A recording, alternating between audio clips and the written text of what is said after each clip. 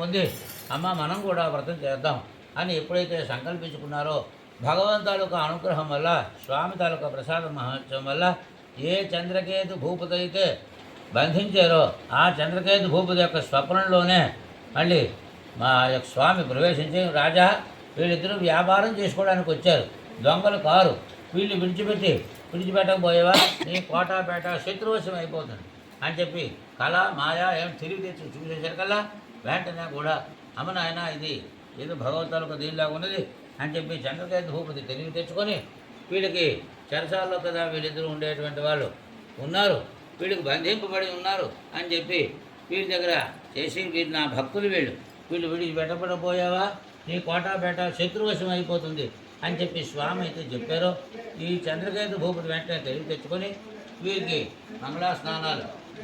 చెరసాల్లోంచి వచ్చారు, విడిపించారు, మంగళా స్నానాలు చేయించారు, పట్టు వస్త్రాలు ఇచ్చారు. వీరి దగ్గర ఎంతైతే ధనం అయితే తీసుకున్నారో అంతకు 2 రెట్లు ధనం అధికంగా ఇచ్చి వారు స్వగ్రామం ఏదైతే ఉందో ఆ స్వగ్రామకేమోరట పంపారట. ఇది శ్రీ స్కాంద పురాణే